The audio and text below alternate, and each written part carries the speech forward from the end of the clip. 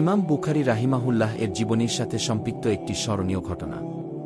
তার জীবনীতে উল্লেখ করা হয় যে তিনি একবার একটি থলের ভিতর 1000 স্বর্ণমুদ্রা নিয়ে হাদিস অন্বেষণে সফরে বের হলেন।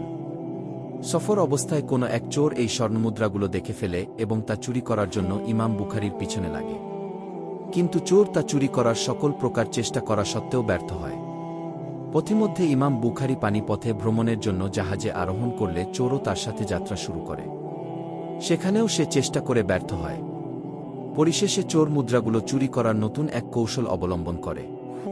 সে এই বলে চিৎকার করতে থাকে যে এই জাহাজে উঠার পর আমার 1000 স্বর্ণমুদ্রা চুরি হয়ে গেছে।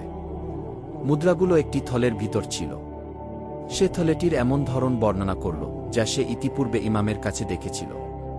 চিৎকার ও কান্নাকাটির মাধ্যমে চোরটি জাহাজের মাঝিমাল্লাদের দৃষ্টি আকর্ষণ করতে সক্ষম হয়। মাঝিমাল্লাগণ এক এক করে সকল যাত্রীর পকেট ও শরীর তল্লাশি করা শুরু করল। এই দৃশ্য দেখে ইমাম বুখারী চিন্তা ও হতাশায় পড়ে গেলেন। তিনি ভাবলেন, এখন যদি আমাকে তল্লাশি করা হয় তাহলে তো আমার কাছে 1000 স্বর্ণমুদ্রা পাওয়া যাবে, আর আমিই চোর হিসাবে সাব্যস্ত হব। আমি অভিযোগ অস্বীকার করলেও আমার কথায় কেউ কর্ণপাত করবে না। আর আমি যদি আজ চোর হিসেবে ধরা পড়ি তাহলে সারা দুনিয়ায় খবর ছড়িয়ে পড়বে যে মুহাম্মদ বিন ইসমাইল আল বুখারী 1000 স্বর্ণমুদ্রা চুরি করেছে।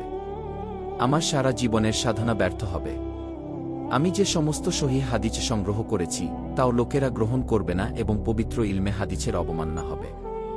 এই কঠিন পরিস্থিতিতে তিনি 1000 স্বর্ণমুদ্রার মায়া ত্যাগ করে রাসূল সাল্লাল্লাহু আলাইহি ওয়াসাল্লামের হাদিসের মর্যাদা অক্ষুণ্ণ রাখার সিদ্ধান্ত গ্রহণ করলেন।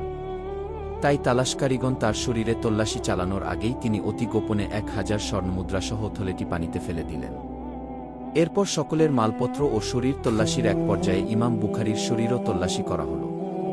জাহাজের কারো কাছে কোনো থলের ভিতর 1000 স্বর্ণমুদ্রা পাওয়া গেল না। পরিশেষে জাহাজের লোকেরা চোরকেই মিথ্যাবাদী হিসেবে সাব্যস্ত করে সকলকে হয়রানি করার শাস্তি দিল এবং আল্লাহ তাআলা তাকেই অপদস্থ করলেন। পরে চোর তার সাথে একান্তে মিলিত হয়ে বলল, জনাব, আপনার সাথে 1000 স্বর্ণমুদ্রা কোথায় রেখেছেন?